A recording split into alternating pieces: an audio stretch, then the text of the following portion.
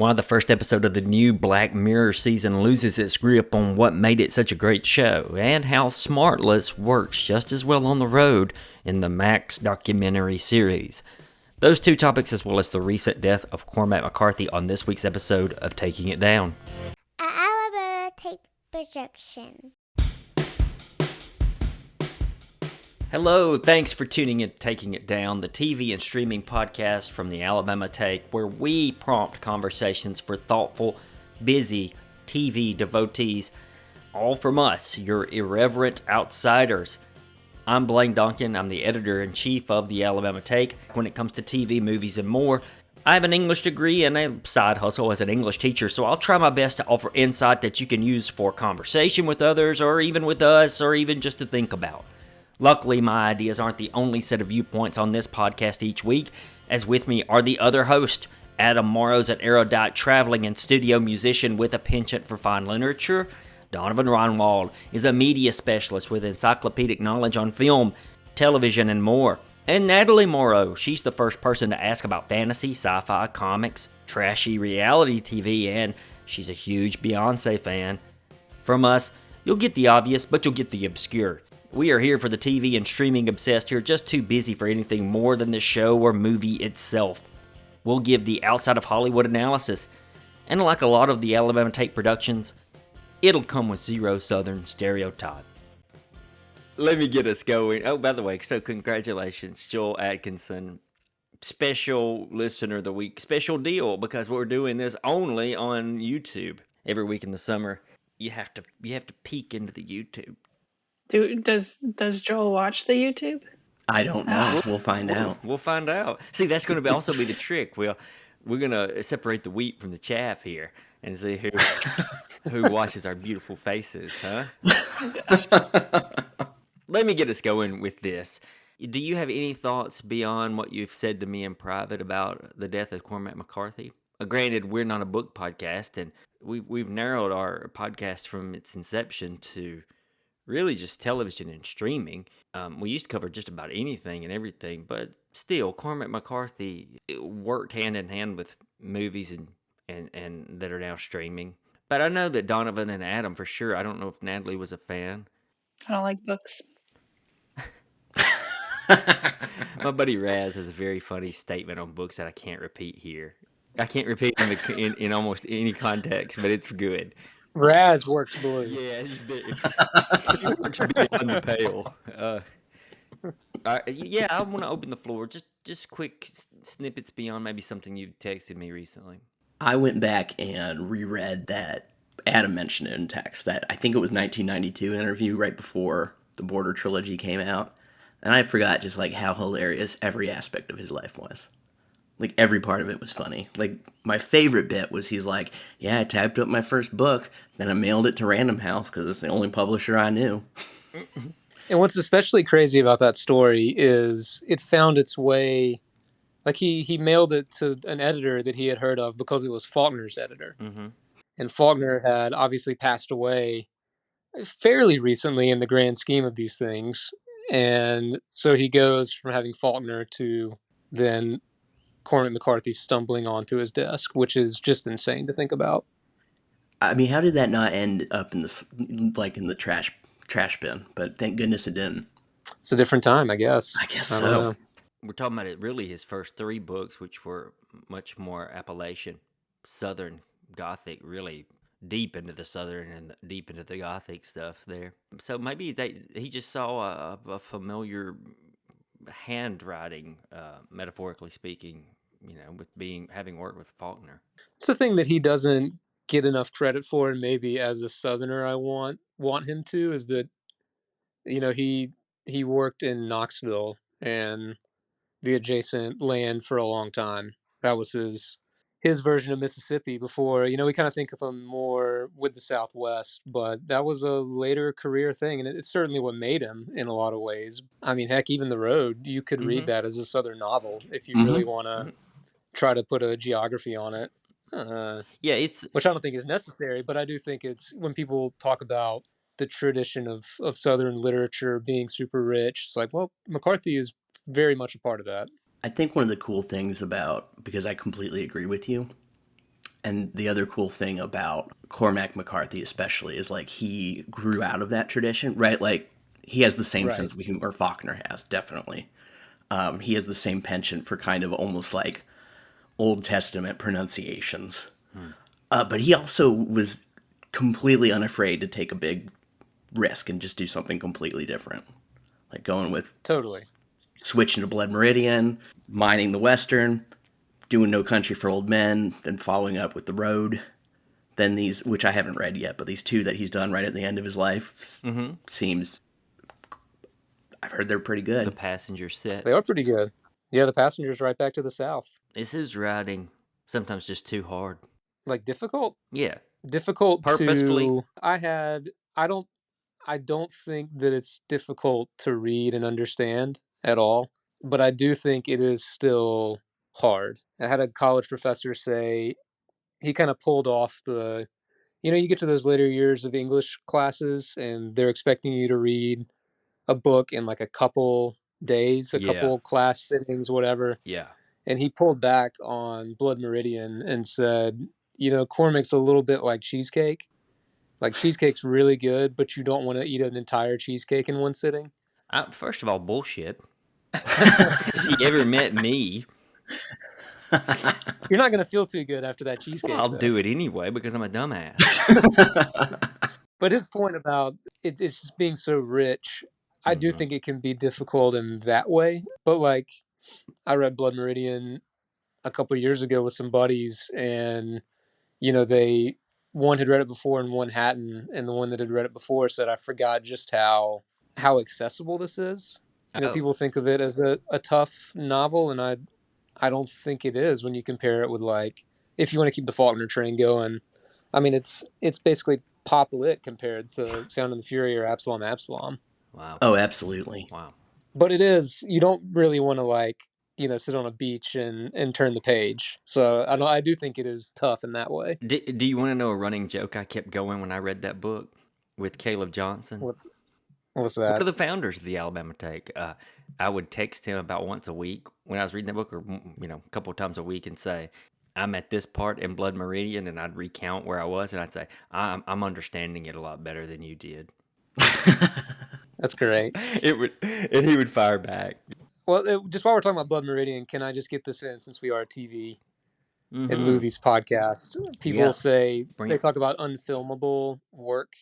I think that Blood Meridian's time, it could have happened any time in the last 10, 15 years, and certainly could now in some way, shape, or form. It should be what do you think? Limited series or Yeah, I think that makes the most sense. Okay. I know that's like almost a cop out at this point, is, talking yeah, about quote unquote serious literature, but it would be a great limited series. I wonder if you could even, and to be true to the novel, I wonder if you could even get away with it just because it is so violent. Yeah, do it. It's horrific. Yeah, do it. I'll end with this. The thing that kind of brings me down a little about Cormac McCarthy is he's become such a symbol for a particular kind of bro. Totally. A certain songwriting, literary bro. Not to step on toes or anything, because that was me for a long time. There was a certain checklist I could have made on who was going to mourn his death that day, and it was just like I could check off all the boxes of everyone. It's like, yeah. Especially with Blood Meridian, that's the one they go to where they say, "This one's the one that changed me." Yeah, I think All the Pretty Horses get some which I like. Some praise. Yeah, I like it too, but maybe the ones who aren't as Old Testament or violent or want maybe some lighter takeaways for life would reach for All the Pretty Horses. There's a Cormac for every bro. That's okay. That's a good point. That's true. Another quick topic I'll toss out to you.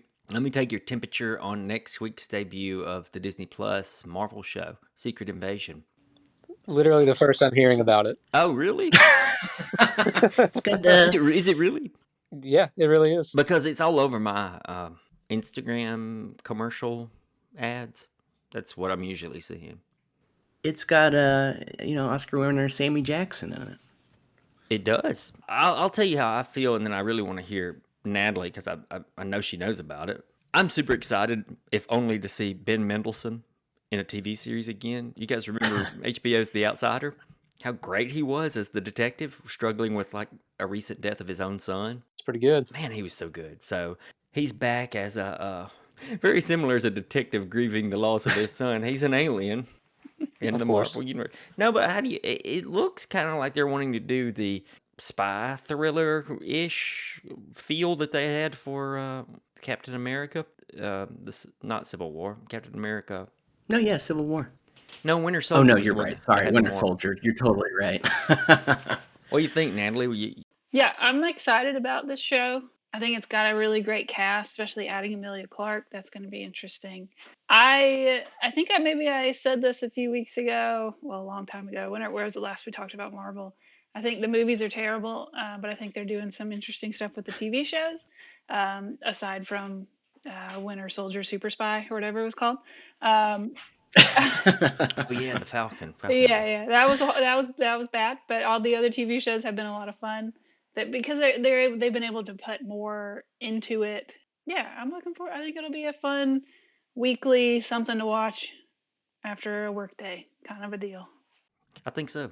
I am a little concerned, both because of what you brought up, because the Falcon and Winter Soldier one seems to be the one that they were trying to be the most serious with, and it's like we're gonna talk about race in America using the Yeah, Winter but the Soldier, And cast then is they so never much really. better. and it was just a big miss. So I hope that they don't totally lose their With sense of that one fun though, that for one this one. suffered because it had to go through like multiple last minute rewrites because of COVID.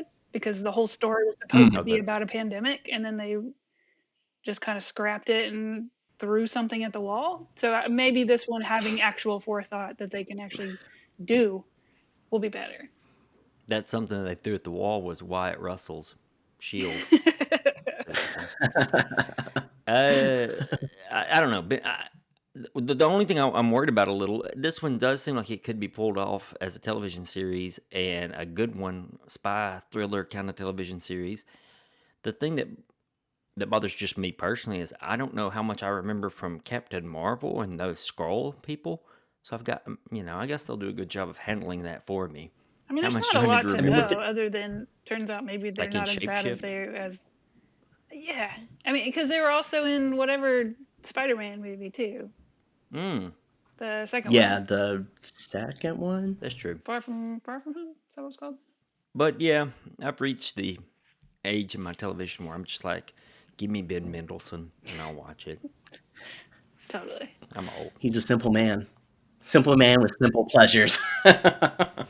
Let's take a quick little break, and in our more dedicated segments, we will want to talk about the first episode of the new season of Netflix's the Netflix show Black Mirror, and I'll ask Adam and Natalie about Smartless. Of course, taking on sports, the Alabama Takes Premier Sports podcast has a heavy Alabama lean. That's what you want. But there's some serious objectivity too. Join hosts TD and Greg every other Monday as they recap and break down the biggest news in college sports and beyond. Find it by searching Taking On Sports, minus the G, or head directly to the Alabama Take to stream it every other Monday. So here we are, we're back to discuss the first episode of the long-running Netflix dystopia nightmare meets technology of a series, Black Mirror, created, I think mostly written by Charlie Brooker, Englishman Charlie Brooker. This show's been around for a while. Kind of hit me just how long. It's almost 10 years old. It's 8 years old, I think, if my math's correct. And remember those opening episodes were not as well produced, or they didn't look as visually stunning as the ones that you... They definitely had that like BBC aesthetic to That's it. it. Which, this is a side note, but my dad says that Doctor Who looks so cheap because socialism doesn't work. It's a real thing that has been said to me. Put that on a t-shirt, man. That's pretty good. Is that a real sentiment? Yes. Oh, Like, he okay. likes Doctor Who, but he's also like, there's a reason it's cheap, and that's because of, nationalized broadcasting. Wow. That's pretty funny. There's a lot to Yeah, unpack it's there. great. Yes, there is. How big are each of you on Black Mirror before today, this new series? this new season? I started watching it when I'd heard about it, and then it wasn't super easy to access, I guess, at first, and it came to Netflix, and I was homesick one day when I still had a job that I could take sick hours from, so it's been a while, and I watched that first episode, and Is during that the pig episode? it It's is the the pig pig episode. episode. We can talk freely about the pig episode now, right? Yeah. Like it's been long It's been enough that 8 if you've years. seen it, just as the act is beginning to occur, or some pants come down or something, Natalie walks in for her lunch break while I'm homesick, and she's like, "The hell, you're sick, huh? Yeah, you really." So that was Truly my sick. first Black Mirror experience. No, it's this show about a dystopian that's close to yeah. So when I think back on that and where it is now, yeah, the quality is much better, but that or at least the cinematography and the quality of the picture, but the show hit a little different in the world of 8 years ago than it does now. Very. Not to blurt out, I know you wanted introductory thoughts, but I just had to get that in there while reminiscing about that first episode. Curious if y'all love Black Mirror or not. I think Black Mirror has the same thing with the Twilight Zone, where it's always doing something interesting, and it's usually pretty well written. But when it doesn't work, it really doesn't work. Yeah. And it's just, I think that's just kind of the nature of an anthology. So I'll say that I'm an enthusiast for its really good episodes. I like the ones where they get, like they got John Hamm to be in one, they got Jesse Plemons to be in one, they got, they have good actors in it. The show overall sometimes is, I don't know, maybe too clever for itself. Because it's always trying to be like, where's the I think twist? we've outgrown it. I think technology has outgrown this show. All the things it told us 8 years ago that we were supposed to be scared of have happened, and turns out maybe they weren't so scary, or they're worse. And I think the hard hitting catch that everybody was into when the show came out, I think it's no longer as like provocative as it was. Yeah, that's a good point. Definitely has, like thinking about the first ep of season 6, which is all I've seen of season 6 so far, Yeah. and that very first episode, like that first episode was, for whatever reason, like like the tone was much nastier, like it was much harder, it was much sharper. And this one, maybe it's just because of comedic effect or whatever, but this one felt like the edges were a little blunted. That was boring. This most recent one? In episode 6, Yeah, it didn't feel as brutal. we'll get into Joan Is Awful in a second. Do you have but the good thing about Black Mirror is if you didn't like one, you might like the next one and so on. Like you were talking about, Donovan. Do you have a favorite episode in particular? I think mine might be Metalhead. I was just on the edge of my seat for that one. You remember this one? It was in black and Which white one about was the that? robot dogs. Oh yeah, that one was good. That I'm was- trying to think what was that one with John Hamm, because he was pretty. I don't remember a ton about it, but I remember him being pretty White good Bear. in that. I think that's right. It was like a Christmas episode or something weird. Yeah, it was like a Christmas special. There's also the one called Be Right Back, where Haley Atwell and Domhnall Gleeson play a couple, and one of them has been resurrected as kind of like a message on a screen, and then as a clone almost. Yeah, yeah. that I one was like pretty that good. one. Because sometimes the show can also combine technology with like an emotional attachment that sometimes people have. Those are a couple of my favorites. But I think Natalie's right. Now that we're so used to the premise, you're just hyper aware of what's the catch here. I watched the most recent episode, which is called Joan Is Awful. It just had me on my toes as soon as I watched it. It had that big red title screen, Joan Is Awful, and I'm looking for, okay, how's she awful? Where's the twist coming? I was almost too immersed in figuring that out or keeping an eye open for how that will come into play rather than maybe just chilling and watching it. So let's get into season 6, episode 1, Joan Is Awful. That's the only one we're going to touch on, but we will spoil it. So what did you think of it? It was all right, and then it really lost me in the last 10 minutes. I think that was my assessment as well. Thought it was very just okay. I mean, I'm going to be like a broken record here. An anthologized series, can have some interesting episodes, like Donovan said, and some that are a swing and a miss. And when maybe it's a victim of its own success, that I just kind of found it to be like Black Mirror, paint by numbers. Yeah, it did. Part of it too, at least for me, I was thinking about it afterwards. By itself, I agree with Adam. Like, the show is kind of just okay. I agree with you, actually, too, Blaine. It's that Twilight Zone problem when you're, like, trying to figure out, like, why is William Shatner in the past? But the other thing was, like, it's kind of a satire on, like, Netflix and the industry and all that. Oh, yeah. But Barry just wrapped up. And Barry did it so much better. Yeah. That it's kind of hard to...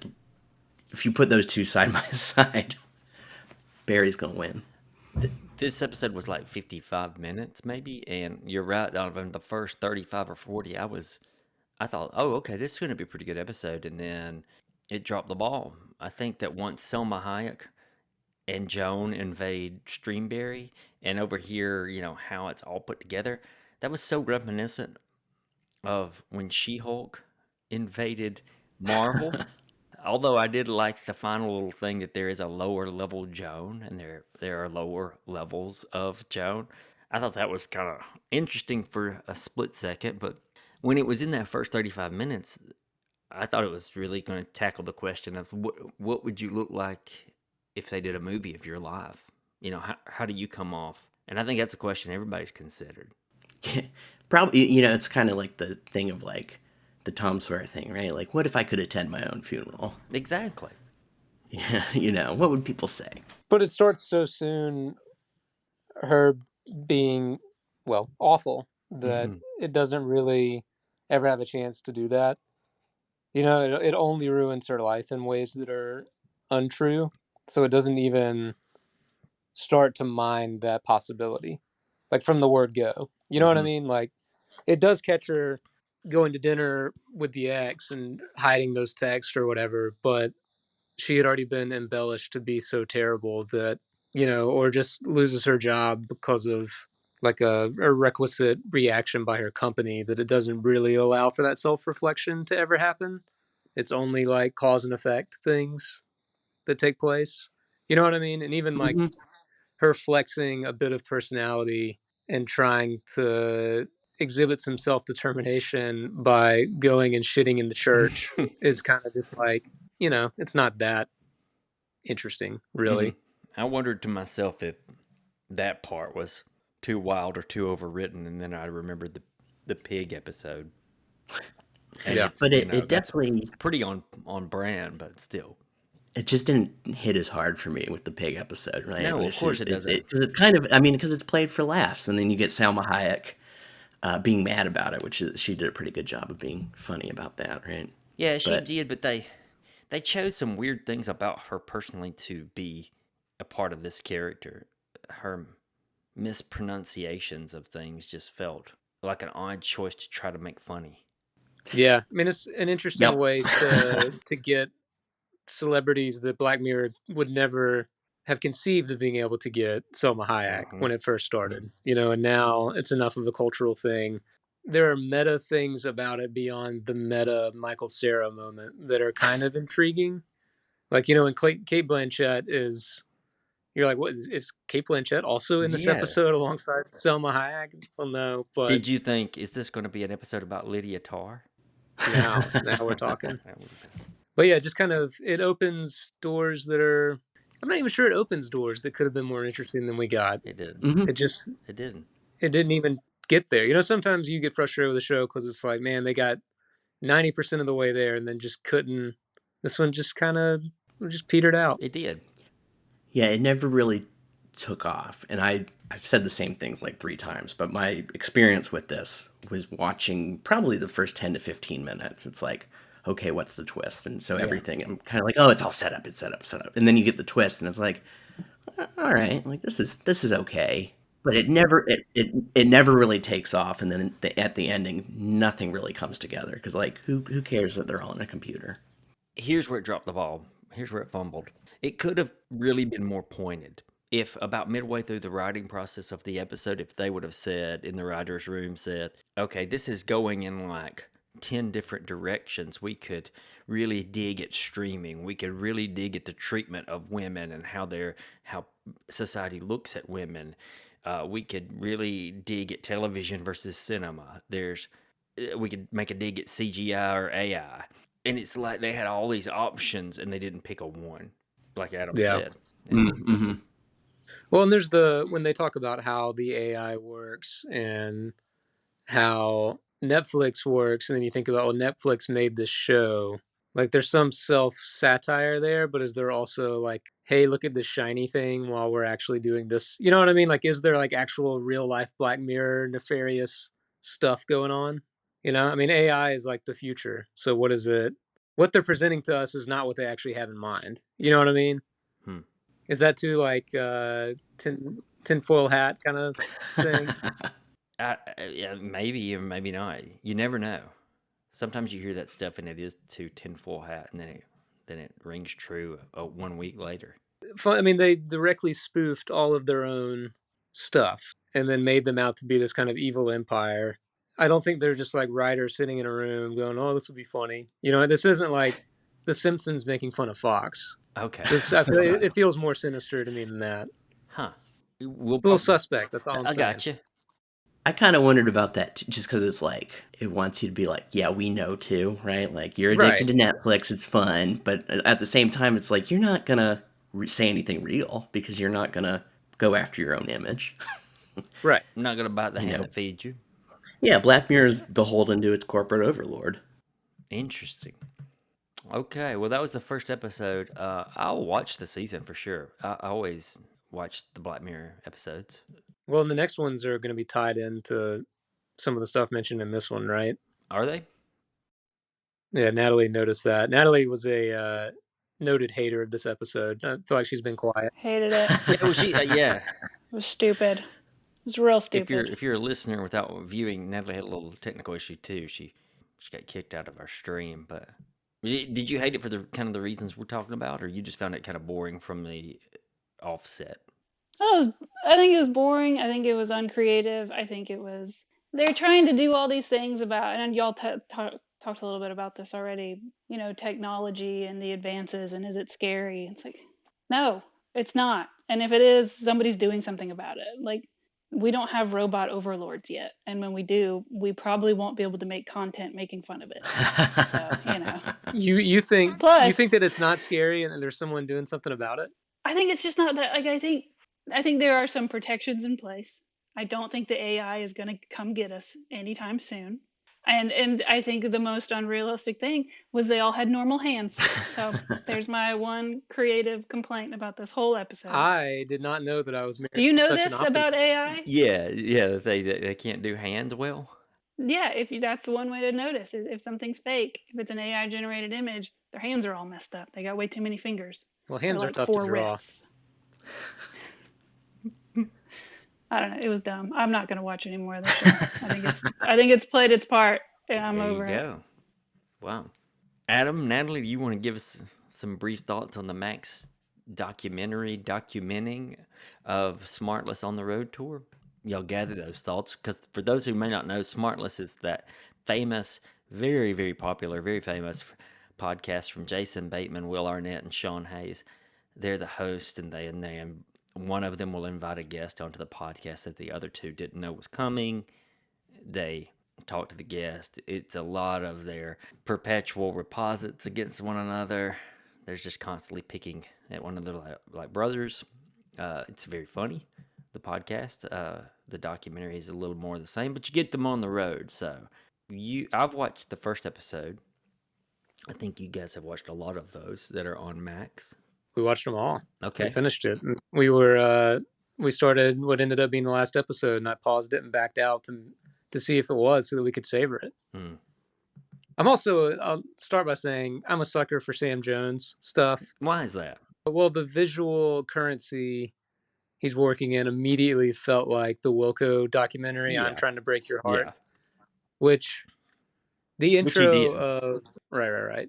And that intro of Tweety smoking cigarettes and an acoustic version of the Yankee Hotel Foxtrot song playing while he drives down Lakeshore Avenue in Chicago is just a straight LSD. We're on LSD. Just a straight shot of happiness for me. Yeah. I love his style. I love the way that he can blend into a room. And I thought it was interesting. You know, I mean, Arrested Development is probably my favorite show ever. Mm-hmm. So to see two of them interact 20 years later It's pretty fun. Which of the three are you? That's got to be the new question, right? Which instead of which Beatle are you? Which Smartless host are you? I feel like you can't answer that for yourself, can you? That's I don't know. I was messing with you. Well, who do you want to be? Who do you hope Well, I people just will know that I assign watched you? the first episode last night, and I was as soon as Jason Bateman said, "I need some Gas X and a sugar-free Red Bull," I was like, "Oh my god, that's exactly what I take before our show." This was Jason Bateman this is just the grandmother inside of all of That's us. this was definitely a true. energy drink. This was not even sugar-free, nonetheless. But no, I really enjoyed it. I look forward to watching more. I think they're so funny as actors, all three of them, and I think they're so funny as podcast hosts and the producers of that podcast host. But I got a little worried that sometimes on the podcast it can be too much of them. Sometimes on their podcast, I want them to pump the brakes and let the guest really divulge about the question they asked, and they take a long time to set up their questions sometimes, rather than just Which they rag on Jason Bateman on about they continually in the do, documentary. and they do, and the ragging on creates Yeah. that more time taken up that could be used by the guest. Of course, their first guest is spoiler if you don't want to know. Their first guest was Will Ferrell, who that doesn't matter with him. He's not going to give you the Right. most serious, intelligent answer. But I listened to a recent podcast of theirs with Bono. We'll take that. It's a fairly recent one I've listened to, and there were so many times when I was just like, "Just stop the question. You've asked the question. Just stop talking. Let him answer." Because I know you only have him for 45 minutes. If you could talk over Bono, you are truly a world-class bloviator. Yeah, yeah, I thought the doc, though, I mean, Nad can speak to this too, but we kept saving it for like the end of the evening, yeah. like a nice, like warm blanket kind of thing. Cause I mean, there's nothing predictable. They did kind of the thing that I wish more people would do, where it's kind of conventional. They don't mind showing that, hey, we're rich, we're on a private jet, we have people going to get us Gas X and sugar free Red Bulls and eating fancy meals, and we're vain. We care about how we look. They also, maybe I was personally amused by how little touring, like real touring, they had done. I mean, the conversations about like what are we going to eat. It doesn't matter if you're on a private jet or in an Econoline van. That it is the exact same dynamic, and the choice for them always to stay in the same hotel suite together. It was all fun. Mm-hmm. It's like what you want to think your famous folks are doing in their spare time. Mm-hmm. Had a good time. It's fun too to see like if you have siblings, or particularly all my experiences just with brothers, like Mm-hmm. you understand this dynamic of just being so cruel Oh to each yeah, other, but then laughing the entire yeah. time, and and not only laughing at each other but at yourself too. Right. Like it was really fun to see the dynamics of, especially between Will Arnett and Jason Bateman. They're so mean to each other, but then somebody will, Will Arnett will say something making fun of Jason, and it's just harsh. But then Jason Bateman gets this like childish grin on his face, like he knows it's true. Like, yeah, he's a narcissist And then asshole. Sean Hayes balances And it it's just out so so it's so nicely. nice Yeah. to see it. Yeah, and there's the middle brother, Sean Hayes, coming in and like, y'all be good, I did wonder in the opening 15 minutes of episode 1 how much their continual sarcasm could turn into plain rudeness, or it's just the result of the Hollywood life and having everything at your disposal. I got a little worried there, but it like Natalie just said, there's some balance involved. They played Constitution Hall in the first episode, DC. I've seen a concert there. Who'd you see there? The Shins. Oh, Cool. nice. Yep. The best line from the first episode, talking about not eating meat before the show, Jason Bateman says, "I'm trying to keep it real," and Will Arnett just jumps right in and says, "Real close to the toilet." Just like, how do you not miss a beat there? That's so good. It's also funny to see him freak out a little bit about the format. They're in the early episodes, they're not sure what's going to work and what's not going to work. And it's fun to see them be, in moments, especially in upcoming episodes for you, Blaine, be pretty unguarded about things. And you even see him kind of go through I think that was a pretty good one. And then like the further away from it they get, they're like, okay, that we have to assess how we're doing this Yeah. kind of thing. And seeing people have to be adaptable on the fly, it's like that's what touring and live performance is like. So it's interesting to see because they're so good at what they do. Yeah. And I love backstage stuff. I always wonder what a performer is doing as the lights go down, as they, for concerts, what do they do during encore break? Do they go smoke a cigarette? Do they get a drink of water? Do they meditate for 2 minutes? I mean, what do they? I'm always curious. So you get a little opportunity to see a few of those kinds of things. So, revealing about simple things behind the scenes is, if that's what you enjoy, you get a lot of that here, and that is fun, especially with these three. We can recommend that. Good time. Yeah, we can recommend Smartless on the road. That's the name of it. It's on Max. That's the end of our episode this week. What's the deal? We'll just be back next week with more, right? Reunited. Yeah, it'll be the same crew. Find us on Instagram and Twitter and at Taking It Down Pod.